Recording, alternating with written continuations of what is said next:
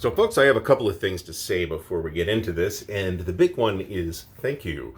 The supporters of the channel have stepped up and helped me along the way on the Campaign for North Africa, which has now arrived. The legendary and legendarily unplayable game from Richard Berg and SPI. This is a 1978 release, released only in the 4-inch soapbox box. Just arrived from our good friends at Noble Knight. Those of us who watched the counterclipping show last night, as of this recording anyway, will know that the campaign was successful and a copy came up over at Noble Knight and we nabbed it before any other villains managed to nab it. So to say that its arrival is long anticipated and very exciting is an understatement. So we do have the soapbox, and it's in beautiful condition too. Soapbox version of Campaign for North Africa. Again, this was the only version that they did, but you could buy SPI games in Ziplocs. I think that was available for basically all SPI games, at least until relatively late in SPI's history, and maybe till the bitter end, for all I know. But this was not released in the flat tray. This was only released in the soapbox, and then they may have had it available in Ziplocs. I mean, their catalogs say you can also order these in Ziplocs for a little bit of a discount. So level of complexity here, very high. That's true. Average playing time, 20 to 1,000 hours. Suitability for solitaire play is very low. So let's take a look at what we got here. And at a glance, this does look complete. And it's even given me some fresh box farts here. Now, one of the things you've got to kind of be concerned about when you order a game that is an old SPI game, or indeed anybody's old game from the 70s or 80s, is counter registration. Are the counters going to be properly registered or not? I'm pleased, and sometimes they weren't. I'm pleased to report that we are, in fact, doing great here. So this is counter sheet number 9, and each of these sections will have 200 counters. Here is 7 and 8. Here we have the British. Now, you don't keep stuff on the map in units, that is, in Campaign for North Africa. You keep like a formation marker on the map, and you keep track of the formations themselves and their contents on an off-map display, and presumably a spreadsheet, because there's a lot of bookkeeping here in Campaign for North Africa. I did observe that the counters are blank backs, which I don't like, but, you know, what are you going to do at this point? What am I going to do? Write a complaint letter? Here's counter sheets number 5 and 6. And again, registration looks good. The white counters are clearly intended to be Allied air. And we do see some, maybe a little tight on some of the registration down here, but I don't see anything that's going to present any major problems. So I have pledged, as a, kind of nature of the campaign that we did here, that we will do some more video on Campaign for North Africa, which I have also mentioned might include a half-an-hour video of me crying. But here we have some Axis units. We have these neutrals in yellow, very attractive colors, and of course the beautiful SPI counters. Here's we got Italian black shirts, other Italians. Here are the Germans in a somewhat darker tan. We've got some more Italians, a lot more Italians up here, in fact.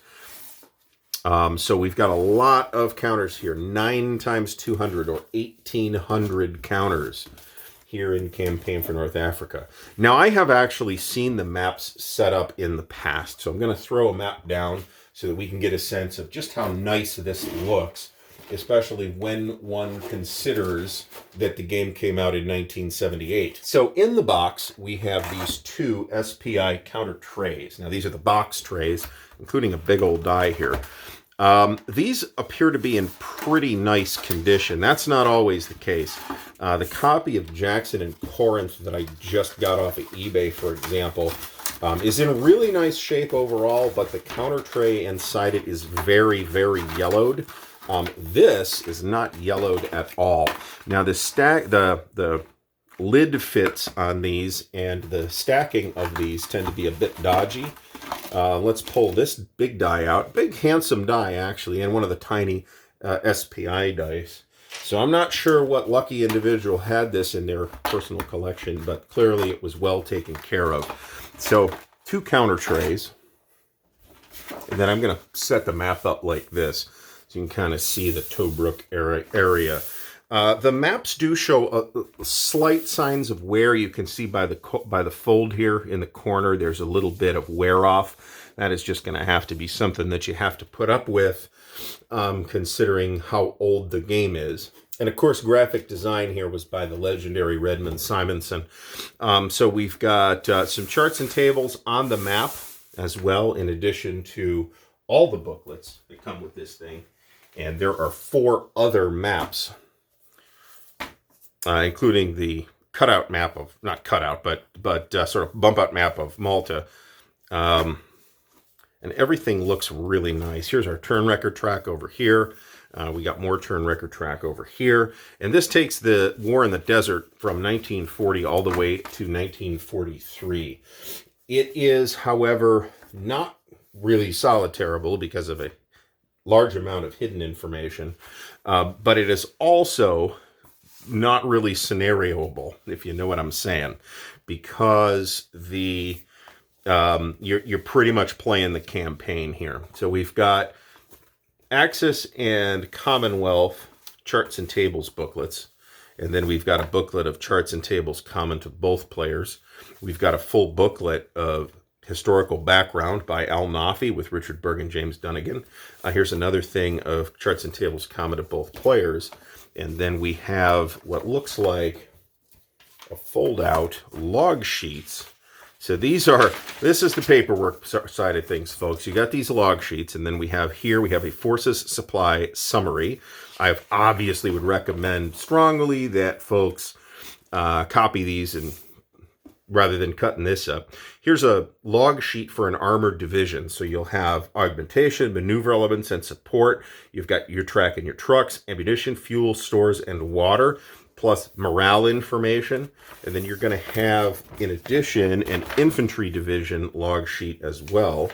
And as if to reinforce the fact that you're going to copy these, and right on the copies, there's stuff on the back as well. So you got a naval log convoy sheet, air mission control sheets. You've got tracking sheets for POWs. We've got, for those units that are not full divisions, either infantry or armored divisions, you've got a brigade TONE here. You've got tracking of repair of vehicles.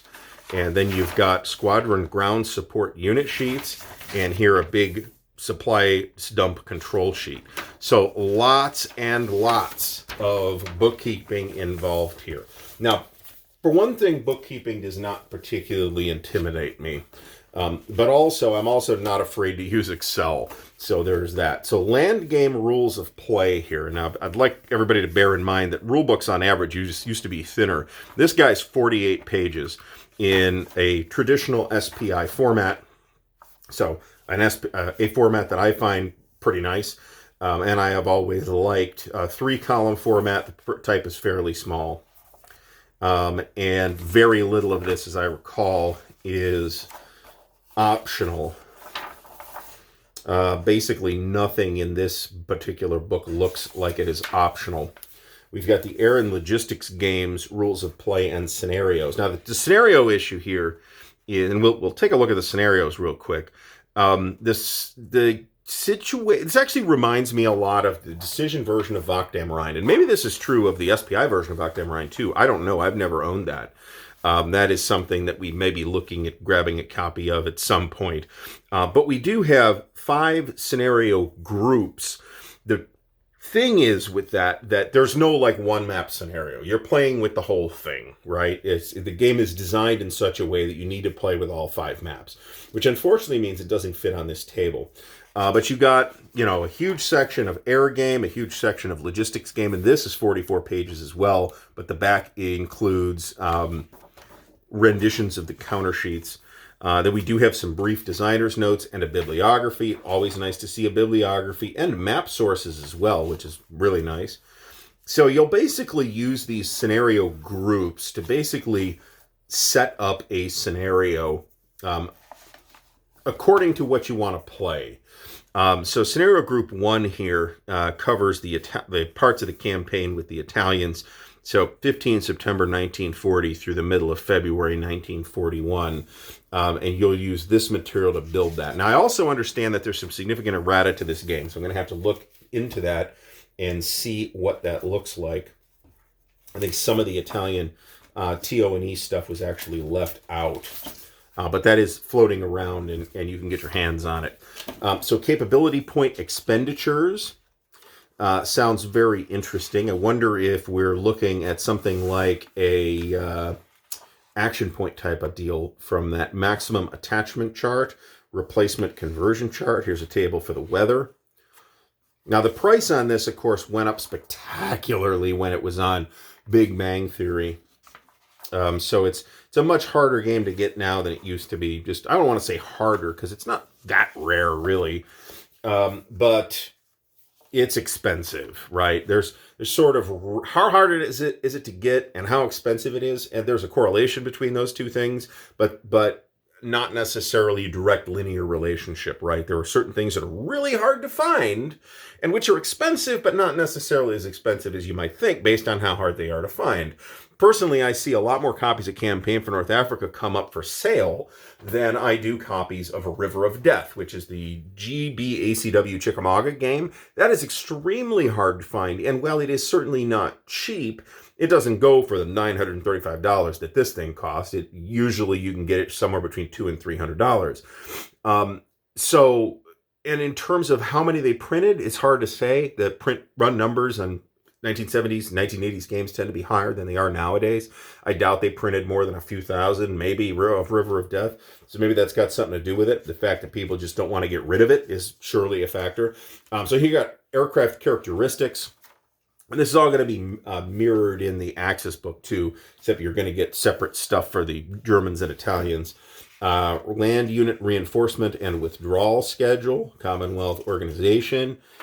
These are your TO&Es, all the units specified. So these armor divisions, this will get you started telling you what is in those units. And again, all that is tracked off map.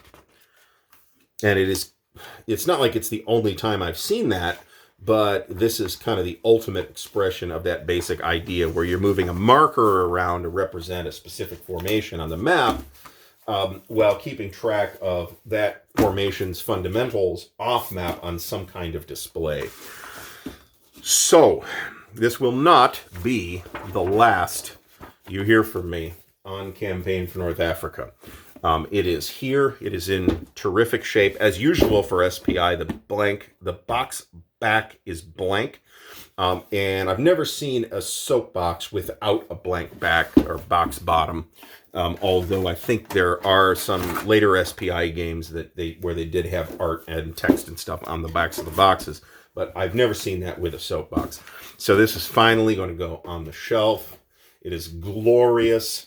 Once again, I am compelled to say thank you to all the folks who used the affiliate link, which is in the video description, to help me build up enough store credit with Noble Knight to actually buy this. And thanks especially to Noble Knight, who have been exceptionally and extremely supportive this entire time, even though we haven't really been doing this all that long, just since mid-December. I expected it would take 6 to 8 months to build up enough store credit to pick this up. It did not. It was also a couple $100 cheaper than what I kind of guesstimated the price was going to be through Noble Knight. So that was surely a factor. And fortunately, when it did come up, because they haven't had a copy for the whole time this has been going on. When it did come up, it was at a price where I had the amount of credit necessary. So I was able to pick this up without spending $935 out of pocket. So thanks, Noble Knight. Thanks to all the folks at Noble Knight who have been fantastic. Thanks to all the folks who use the affiliate link. Thanks to the patrons of Ardwulf's Lair. Thanks to everybody. Thanks to you for watching this video here today. Where I get to show off the joy of owning a copy of Campaign for North Africa. So once I start to dig into this, we will do some analysis and further video on it. But in the meantime, thank you. Massive thanks to the patrons of Ardwulf's Lair, whose support and encouragement make what we do at Ardwulf's Lair possible. thank you, patrons. Links to help support the channel are in the video description, so check out the Patreon, the Ko-Fi, and the merch store where you can get snazzy Ardwulf Lair t-shirts, drinking vessels, and other cool swag. There is also an affiliate link for Noble Knight Games in the video description. If you buy stuff through that affiliate link, it helps us support the channel with Noble Knight store credit. Thank you, Noble Knight. Until next time, thanks for watching, and happy gaming.